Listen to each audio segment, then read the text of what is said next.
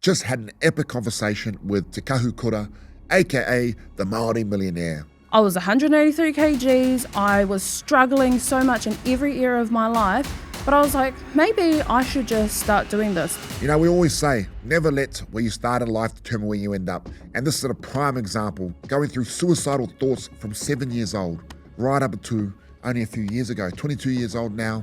She decided enough was enough. She hit rock bottom and she read a book called Atomic Habits. And that's how it started, reading that one book.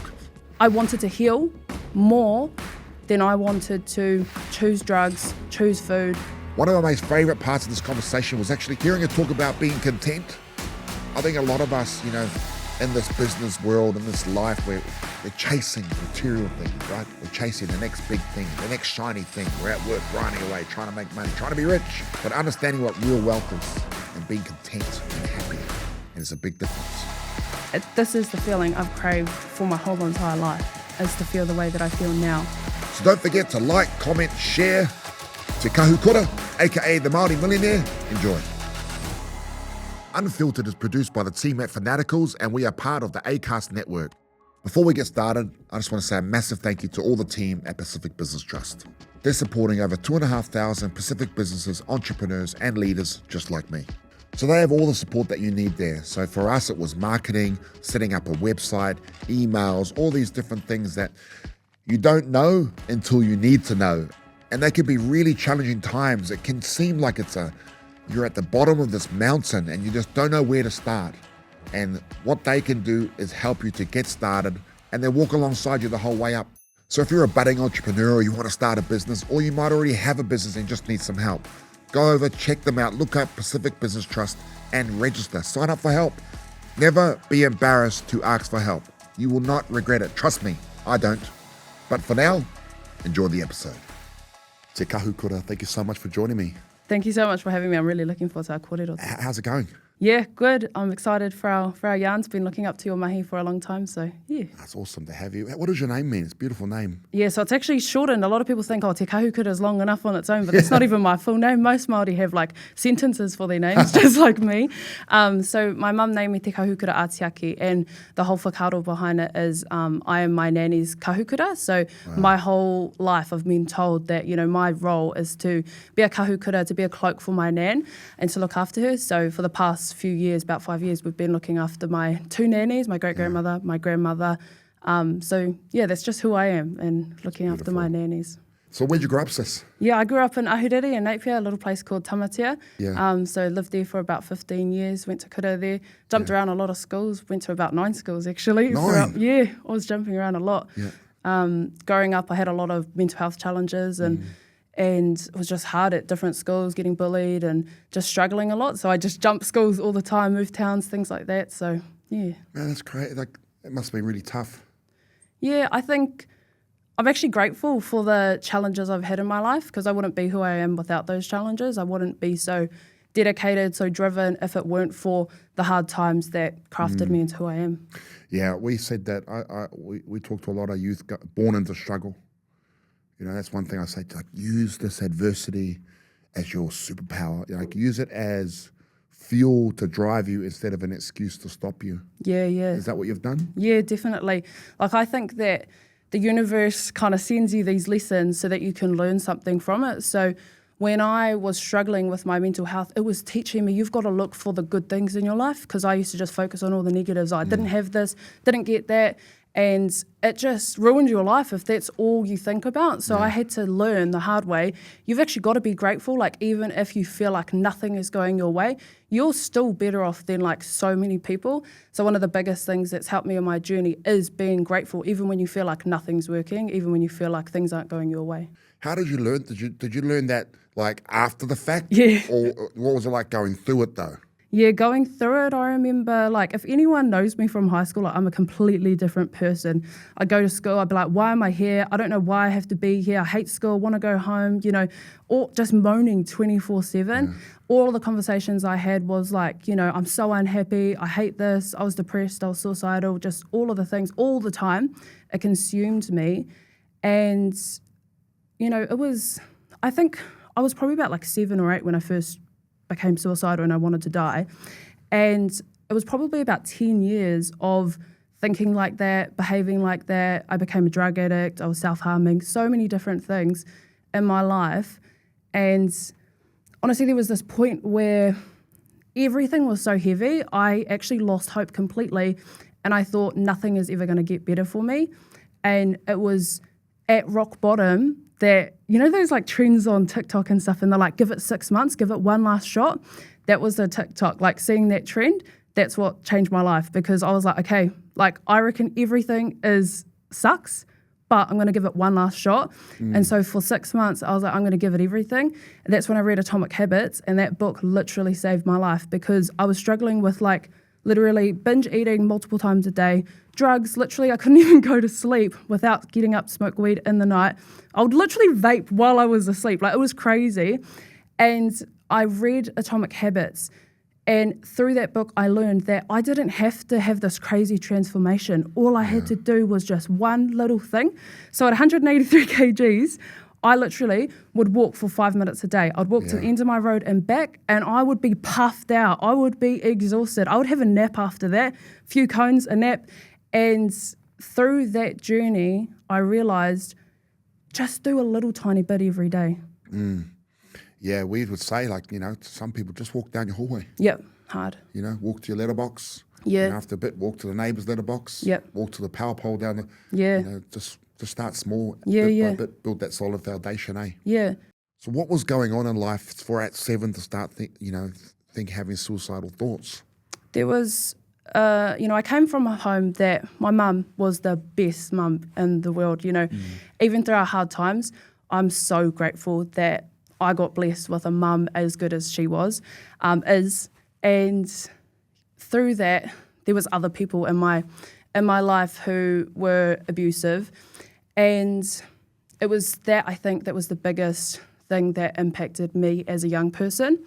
So my mum was a solo mama, but I like to say I had 3 mums, because my nan and my great-grandmother were also part of my life. So I don't want anyone to get the story wrong. Yeah. I was blessed to come from the whānau that I came from, but there were other people who were abusive, and that made me hate my life. And I struggled so much learning how to overcome trauma and how to navigate trauma, and the resources that I had, like emotionally, just weren't there. I didn't know how to navigate hard things without like suppressing my emotions and self-soothing in different ways. So yeah, it was a hard time. It's still now, like, how do you navigate trauma? How do you deal with it now? Because, I mean, I'm still not the best at it. I sort of still bury it. Yeah, it's hard, and I think you've got to feel it to heal it, you know. So much of my life I would eat so that I didn't have to feel, and then I found drugs, and I was like, well, this is better than eating, to be honest. So then I started doing drugs. I feel like in the 21st century, it's so easy to have access to all of these things like dopamine that just make it feel easier in the moment. But long term, it's actually so much harder. And what I learned was that you have to choose your hard. You know, it's hard. I heard that someone. Yeah. It's so hard saying, I'm not going to have a sesh this morning. I'm going to sit here and feel the pain I'm experiencing, because nothing even chaotic had happened in my life. And I hated sitting with myself. I hated feeling like crap all the time.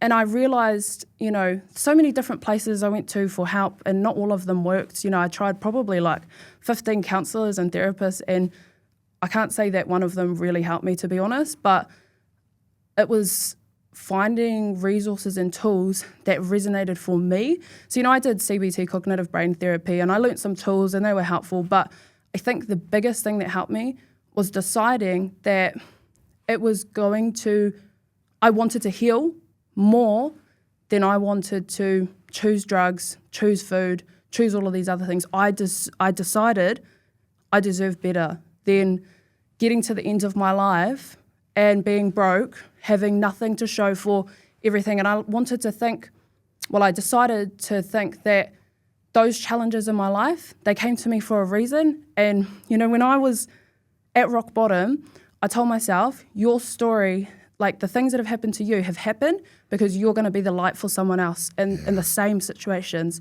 And I was like, if I don't change, if I don't heal, it's all for nothing. It's literally all for nothing. And all the people, you know, like my mum, who have just given up so much to help me and to be there for me, it would all be for nothing if I didn't choose to take responsibility for the bad habits that I had in my life. Like, yes, there were people who did messed up things. However, you know, I was broke because of my decisions. I was a drug addict because of my decisions. Like, yes, these other people had a role to play, but I had to take responsibility and go, but you're still the one who, you know, does drugs. You're still the one who goes to McDonald's every day. So I had to take responsibility, and that was hard because when you're like that, it's like, well, it's not my fault. It's all of these people's faults. And I was like, well, it can be, but you also have to take responsibility, and that's hard. Just sitting there, like feeling the pain, like stop trying to mask it. Yeah. Yeah. It's interesting, because every now and then, like you know, I'll go down that path again, you know, but you know, and my thing's food still, you know, and it's as soon as you feel good in the moment, but as soon as you finish that last bite of that Big Mac, of, you know, 4 of them, like as soon as that last bite's done, you damn it, and then it's that spiral again, hard. You know, so what do you do to feel better? Well, go get some more. Yeah, definitely. And it's just this void that never gets full. Yeah. You know, I remember when I got a text from my publisher that my book was a bestseller, and I burst into tears, not tears of happiness. It was tears of, I have worked my whole life to get external validation, to feel good enough. And I was like, no matter what I do, I still feel like crap. And it was in that moment that I realized you've got to stop relying on, you know, literally I had stopped, you know, binge eating. I had stopped doing drugs. I had stopped doing all of those things. But it was like, then it turned into work. Then I started being addicted to work and, you know, winning awards and things like that. And it was like, you've got to stop letting anything external of you, like, make you happy. You've got to find that within. And like now, this is actually the first time, which is crazy given, you know, I've just lost my nan at the end of last year and I'm still grieving, but I'm actually the happiest, not because of that obviously, but I'm the happiest I've ever been in my whole entire life, and that's because of all of this inner work that I've been doing. And it's not because, you know, I used to think, oh, when you win lotto or when you da-da-da-da-da, you'll be happy. I'm the happiest now because of all of the mindset work, the gratitude that I've been feeling for years. You know, this is my 5th year of running Māori Millionaire, and it's been years in the making, and it's only now that I'm like genuinely happy. And it's because you're content? Yeah. You know, like, it's funny because Māori Millionaire, it was fear-based. It was like, I wanted money for security. I wanted money to make me feel safe. I wanted money to be able to have tamariki and make sure that they were in a safe home and they never had to struggle.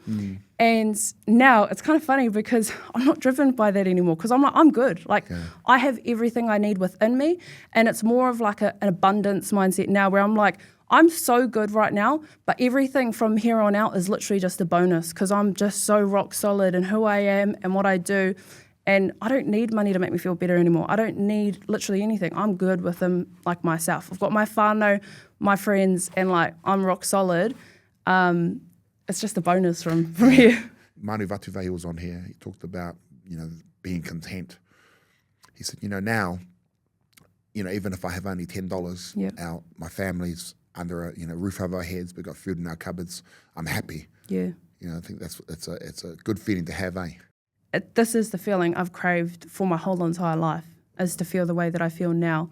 And the coolest thing about it is that it's not about money. It's not about success. It's not, well, actually, this is success to me. It's this feeling that I have. I'm doing the mahi I love. I'm helping the people I want to help. I'm being the light. Like, everything that I've navigated was for this, so that I could be the light for people in their darkness. And, you know, every day when I get a message from someone saying, I closed my Afterpay down because of you, I'm 7 days sober because of you, or I have, you know, paid off my debt because of you, that is why I went through what I did, so that I could help people, so that I could serve my community. So true. What was, you spoke about your rock bottom. How many rock bottoms have you had? I've had a few. Yep. But what was your first one? Oh, my first rock bottom would have been in high school when I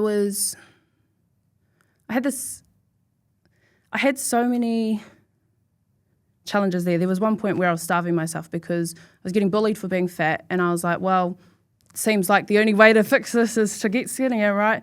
And so I stopped eating, or like I would eat like a little bit, or I would have just like literally just like salads all the time and things like that. So I lost a lot of weight. I lost like 23 kgs in like literally like a month or 2 months or something crazy like that. I ended up getting sick. I got gallstones and had to have surgery and stuff like that. But every single person in my life was like, oh my gosh, you look amazing. And people started being my friends more. I literally gained friends because I got skinnier and therefore I was, I don't know, more socially acceptable. Because, and so I had that experience and I realized even though I had lost the weight, I still had this pit in my stomach that I wasn't enough, that I wasn't good enough.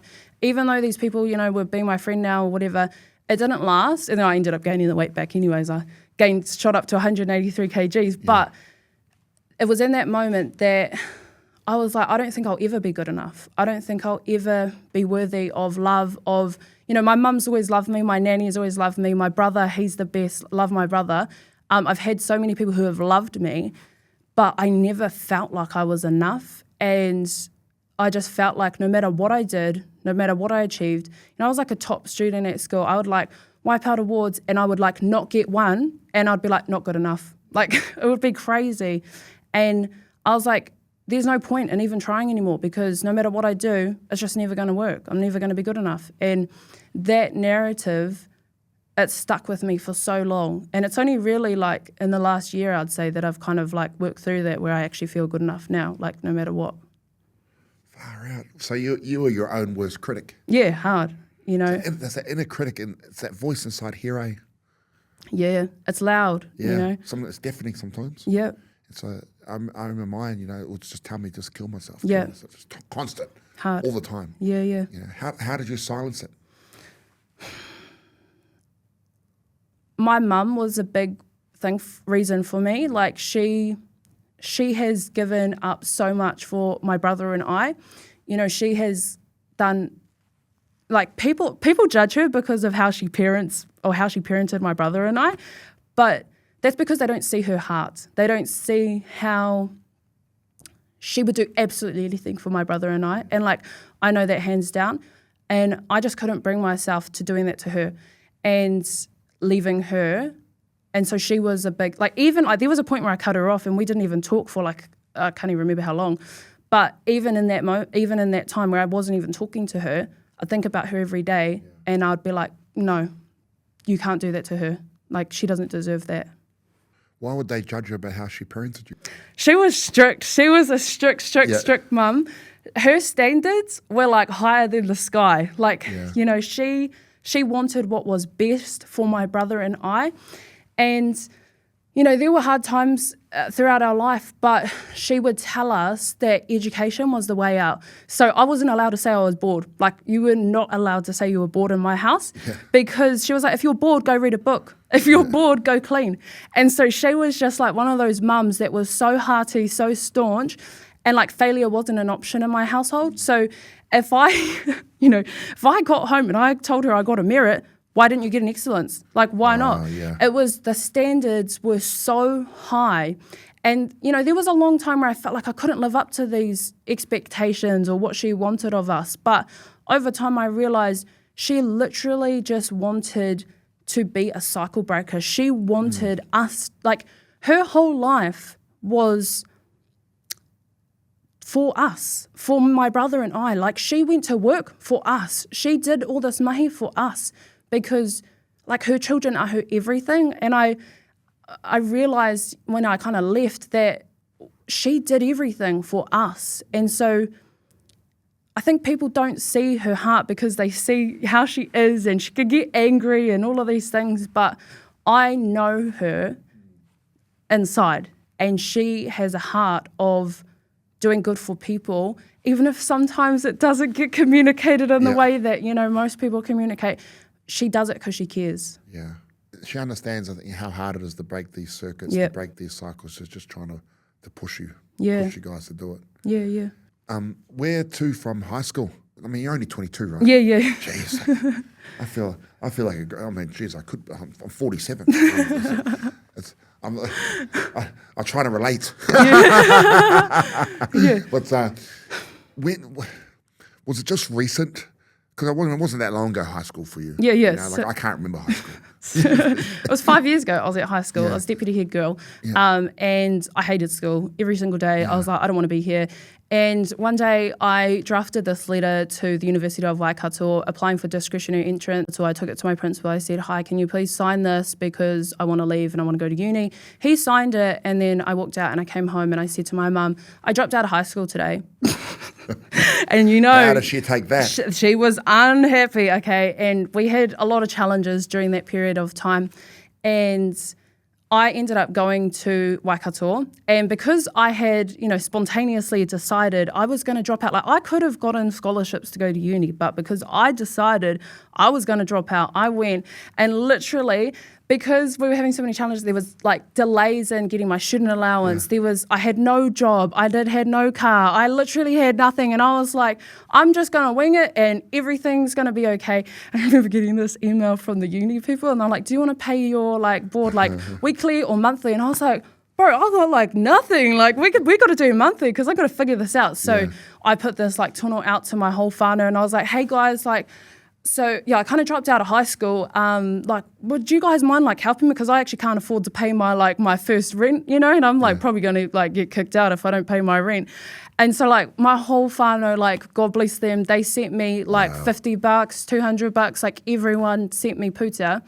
And I was able to pay my first thing, and I was like, I've got to figure out how to keep paying this because I also grew up very independent. I hated asking for help, and just asking them for money, that was I was so embarrassed because I was like, you didn't have to do this if you weren't so emotionally volatile. You could have got scholarships, but you weren't able to do that because you were so up and down. And so I decided at that point, I'm never going to put myself in a position where I have to ask other people to pay my bills for me. And throughout that period of time, that's what drove me at uni. So I did all the side hustles. I was doing notes for accessibility services, doing all of these things. And all of the mahi that I was doing, I would look online to find people who I could relate to when it came to money. And when I looked on the internet, love these people, but they were just so unrelatable for me. I was like, you guys are already rich. You guys have already cracked it. I didn't see any Māori at that time on social media talking about money. And I was like, well, this sucks. And I wish there was someone. But I was 183 kgs. I was struggling so much in every area of my life. But I was like, maybe I should just start doing this. I haven't cracked it yet.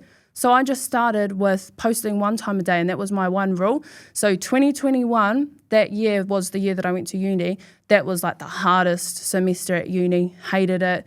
I also had really bad eczema, so I was it was always infected. So I was in constant pain.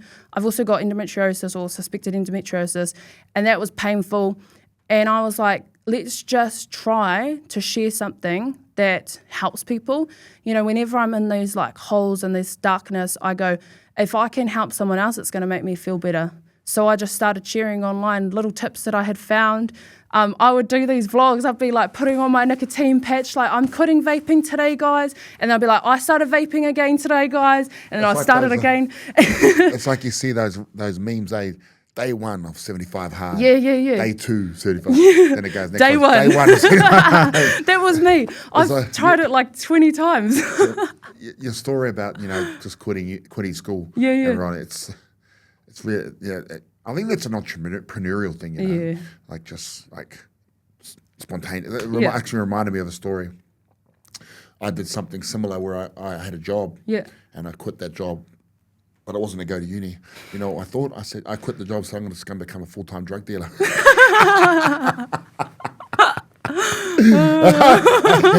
Similar sort of, thought process. Yeah. But just different outcome. Yeah, I was doing the calculations, when I was a drug addict. I was like, fuck, you guys are raking it in. And then, I was in law, so I was working in a law firm, and I was thinking, and I was actually seeing people who were, charged with things like this. And I was like, yeah, the risk of this business is way too high. So, And how'd you go at uni, sis? How many people in your family had gone to uni before?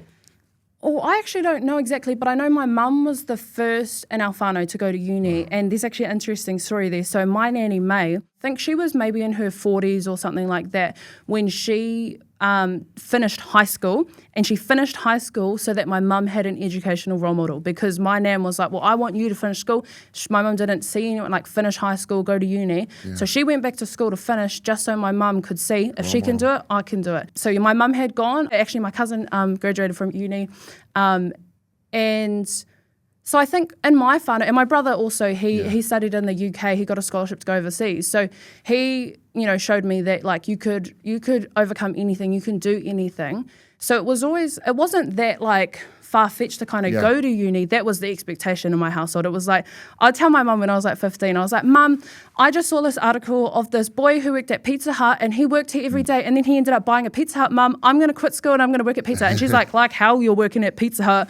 And I was like, but Mum, he's rich now, it's all good. And she's like, no, uni's the way. And I've actually kind of changed her mindset on that. Like recently, she's like, oh, I don't actually think you have to go to uni to be successful anymore. I'm like, nah, Mum, you don't. Yeah, you don't have to. No. It's funny, when I was growing up, it was like the be all and end all. Yeah. Like, you had to, I'll show my age here again, do you know what school C is? Yeah, NCEA. You had to pass school C. Yeah. If you didn't pass school C, you weren't going to get a job. You're going to be nothing. Yeah. Pass school C, you have to pass sixth form. Yeah. Like, you have to go to uni. Yeah. And then, I went to uni. But that's all I did. I went there. Yeah. It's funny when I went there and discovered alcohol. That's what I would tell you. That's what it is, eh? People say, oh yeah, I went to uni with her, and I'm like, sis, I actually only went to a few lectures, and most of the time I was at uni, I was stoned. So like, I can't really remember this stuff. So people will say, oh, I went to uni with. I don't know. Like, I did make some friends. Did you finish uni? Nah, so I've got half a law degree. Yeah. Now, how did you get into what you're doing now then? So you're couldn't see any role models that looked like us. Yeah. About money. And how did you get into it? So I literally just started posting. So I had this idea come to me, Māori Millionaire. I don't even know any Māori millionaires. I was like, let's just start this page called Māori Millionaire. I was actually living with my ex-partner, and I didn't even tell him that I had started this page. So I told no one. No one knew what I was doing. And it was like, I can't remember exactly, maybe like 6 weeks or 2 months into doing it. And then eventually people started finding out, and I ended up telling people. But I just kind of started sharing my journey, sharing like the authentic side of like literally still in survival mode, but just trying to give life a crack and trying to be better every day. And I think a lot of people resonated with it, because there's a lot of people on social media who are like, I'm successful now, this is how you do it. Whereas I was like, hey guys, I'm not successful, but like, just kind of figure life out with me, and people liked that. So like lots of people started following me, and I remember the first time I met someone that followed me, she showed me her babe, because I would like share about like investing or about having a money plan and things like that, and this mum showed me her baby, and she was like, I started investing, and she showed me her baby, and I was like, like that is why I do what I do. It's not even just this generation, it's that next generation, and then it's like being able to have ripples throughout the generations of, we learned about money because there was someone who was relatable, and then that can literally change. Like I believe that my kaupapa of empowering people to make better financial decisions, it literally has the potential to change the world. And like some people, they're like, that's a bit crazy, but I think it does, because like in trauma-informed financial literacy through an Indigenous lens, there are people who do it, but I don't know people who are doing it in the way that I'm doing it. If you've experienced trauma, you might want to be better with your money, but your brain is like, just smoke weed, just do da-da-da-da-da. And so trauma-informed financial literacy through an Indigenous lens, I think that will change the world, not just for Māori, Pacific or other Indigenous communities, but for the whole world, because there's so many like non-Māori who follow me and go, I like what you do because it's relatable. Man, financial literacy, and this is from personal lived experience, it is so important, because I was never taught financial literacy, and I speak at a lot of schools now, and I say, you know what? Probably teachers don't like me saying it, but I've never used in my life calculus. Algebra, but fuck, I wish I knew what GST was. And fucking income tax. You know? And the very valuable lesson I learned, we were talking about it earlier, was the difference between turnover and profit. Hard. It's like, but just how to handle money. Yeah. When you come from where we come from, like I I had no idea. Yeah. You know, I was just buying fucking everything. Like, Yeah. I had all this jewelry on. Yeah. You know, the big chains, Yeah. rings, Yeah. cars. And then, you know, I was like, just had nothing. You know, no idea. And then no idea what to do when I lost it. So I went back to, like a lot of us. Yeah. We go back to what we see as kids. Yeah, definitely. And I think you can just walk around like our neighbourhoods. A lot of our whānau, they have flash cars, they have branded shoes, branded clothes, but then like no money in their KiwiSaver. Yeah. And it's through no fault of like their own. I just think that this conversation about financial literacy isn't talked about enough. And a lot of people, like it brings up trauma. Like so many people have trauma associated with money, where if all they grew up hearing was arguments about money, if all they grew up experiencing was not having enough money, then they're going to avoid having conversations about money, or they're going to be anxiously attached to money. So I've been on both ends of like the money personality spectrum, where one side I was anxiously attached. So I would refresh my bank account like 100 times a day, trying like, is there enough money in there? Is like it okay?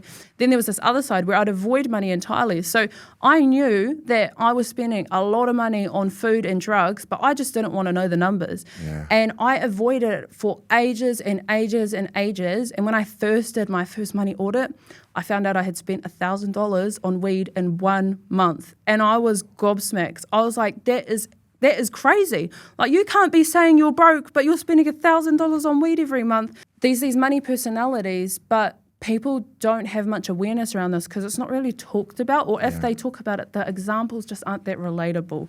But I think a lot of people resonate with spending money on things that they don't really want to, but they just don't know how to stop. Yeah. Yep. I remember helping a lady, and her TV got repossessed in the school holidays. Oh. And so I spoke to her.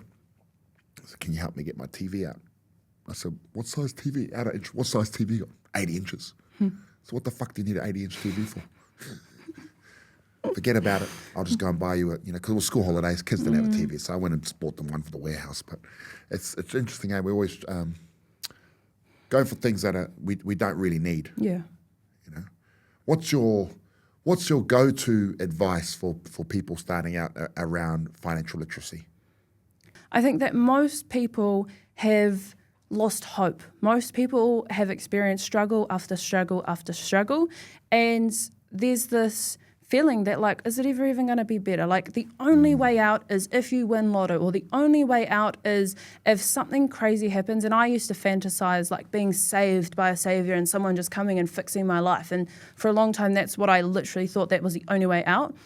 So I would sit down and just create one little dream, something that doesn't starting off with like, I want to be a millionaire. For a lot of people, that's crazy. That's a lot of money. How do I do that? Just start off with like, I want to have money at the end of every week. Like, I want to stop living paycheck to paycheck. All I want is just like $100 in my account at the end of the week. Something small that you can actually kind of go, well, I could do that. Like, and the next thing I'd do is I'd find expanders, whether that's people who have gotten out of debt, whether that's people who grew up poor and, were able to do things. Find people who did it and use, like, your brain relies on evidence for things. So if you find evidence that, okay, Dave experienced this, he was able to do this, or Te Kahukura went through this, she was able to do that, use our stories as proof that if it's possible for us, it's also possible for you. So those are like the first things, like have a dream and then just start building evidence that it's actually possible. It's possible. It's written all over our gyms. It's possible. Oh, I love that. Yeah, it's so like, man, but you're right, because we have all our leaders throughout BBM have their evidence. And I spoke to someone on the David Neath. And he talks about being a visionary. Yes, yeah. Right, because the problem when you're starting out, you're the visionary. Yeah. You know the vision. You know where you're going. But everyone else is looking for evidence. Yeah. That's the thing, So that's why it's good that you have that lived experience and people can see, hey, she done it. Yep. It's possible. Yeah. So what's the next one? The next one would be building awareness around your habits. So when I first started, I would create a money diary. So all you have to do is every time you tap your card, every time you spend money, go, what did I spend the money on? How much did I spend? How did it make me feel? Because usually if you're spending money on things you know you shouldn't be, you feel like, I probably shouldn't be doing this, but you kind of still do it anyways. Yeah. And because people aren't connected to that. So just notice the feelings. And I would I have like a template that I use, and like people can find it on my page, but you can also just use a piece of paper, use your notes app, whatever is like realistic for you.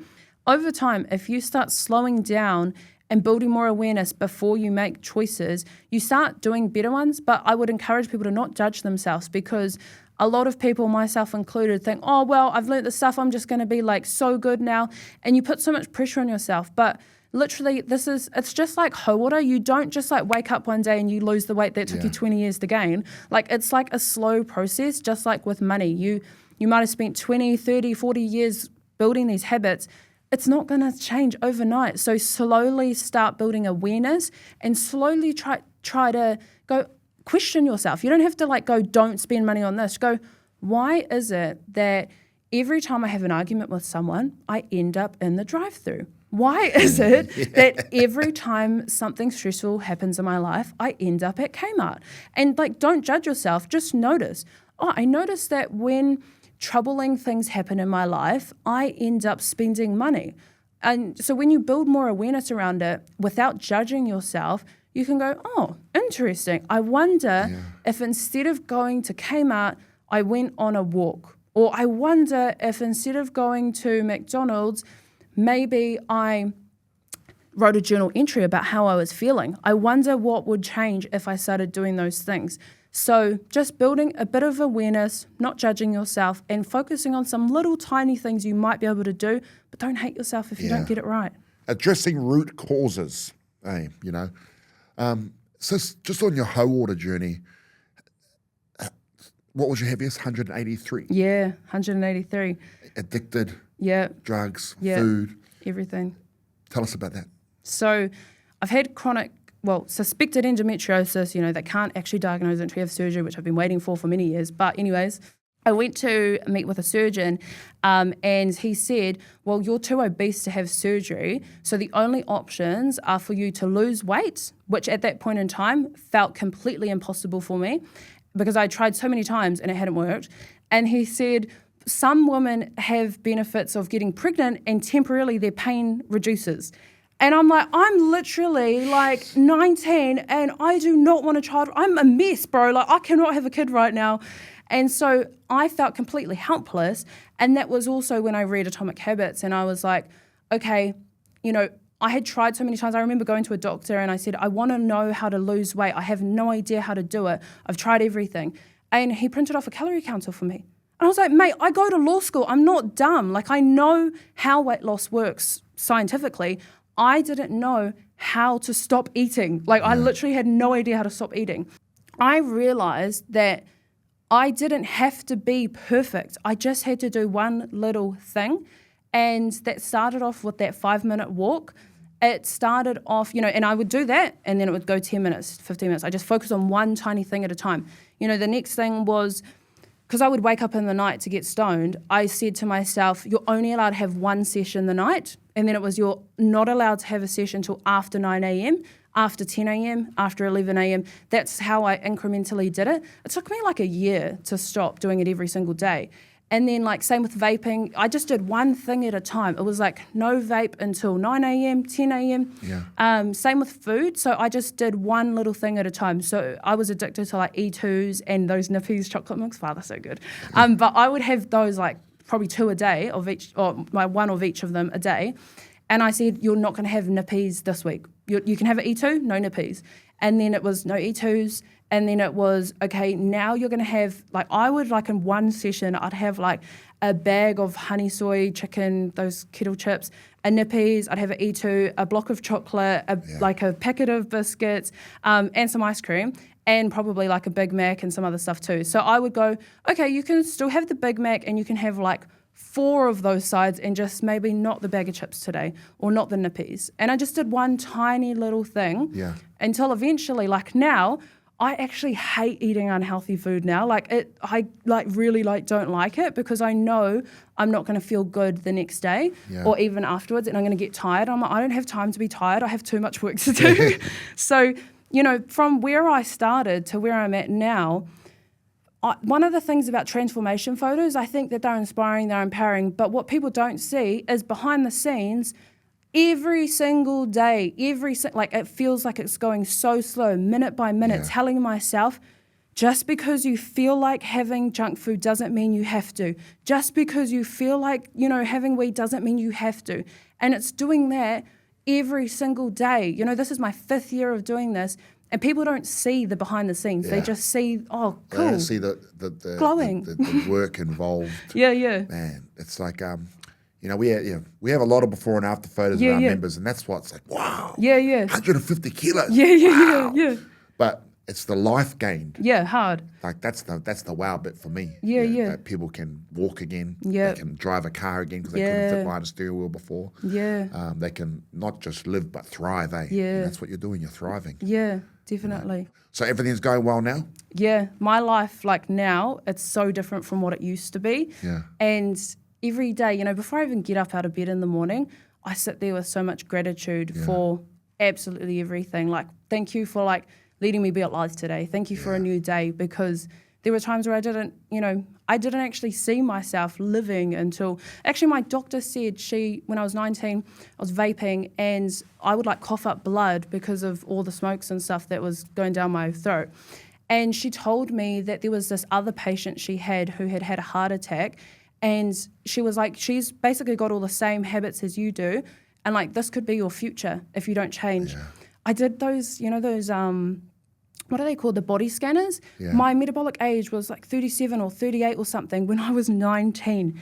So my whole life was a mess. And to where I am now, my metabolic age now is less than what my actual age is now. And I'm like, that's crazy, from it being almost double what it was before to literally being less. And I feel better. Life is better.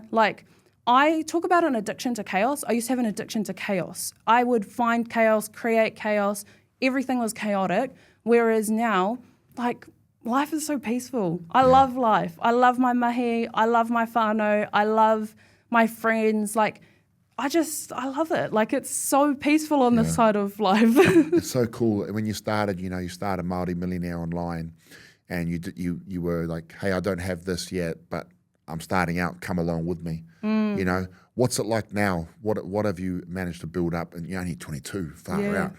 When I started, I would be using Afterpay, lay-by to do things. So I was able to pay off my debt, save a 6-month safety net. So when I started, I'd hear people talking about a 6-month safety net. I'd be like, how the hell do you do that? Bro, I can't even save $1,000. When I started off, I'd save $1,000, back down to $0, $1,000 back down. And so to save 6 months, haven't touched it since I hit 6 months. And there's this, I can't remember where I learned it, but it's almost when you have no foundations, it's emergencies happen more than when you actually have savings, which is really sad, and it often keeps people in that cycle. But since I've saved 6 months, I haven't even had an emergency where I've needed to touch it. I've built my pakehi, so I left working in law to work for myself, so that's what I do full-time now. Everything's just changed. But I think the difference is that it's less money is what will change, what I see as being that foundation, having that gap in between nothing and feeling stability. But I think it's all of this other stuff. So people get excited, oh, money, cool, 6 months safety net, or cool, having some savings or investing or, building a business. But it's actually healing. That's what this is about. And I think that when people start looking at building financial stability, less of a money thing and a fear-based security thing, and more of we deserve to heal. Our people have navigated so many challenges and adversities, and our tupuna have done so much to help us. And I'm in awe of the people in our community and what they've navigated and what they've been able to do. And that's what I see the Māori Millionaire kaupapa being about. It's about reclamation. It's about healing. It's not about buying Gucci bags. It's about buying land back. This is what the kaupapa is about. It's it's a holistic kaupapa. And one of the biggest criticisms I've had is that, money is a colonised concept. We don't have money in Te Ao Māori, da-da-da-da. And I'm like, well, neither is drugs, neither is alcohol, neither is McDonald's. Those aren't Māori things. And yet it's those people generally that tell me that I'm colonised for wanting better for our people. So you get haters? Yeah, well, everyone on social media gets haters. That's crazy.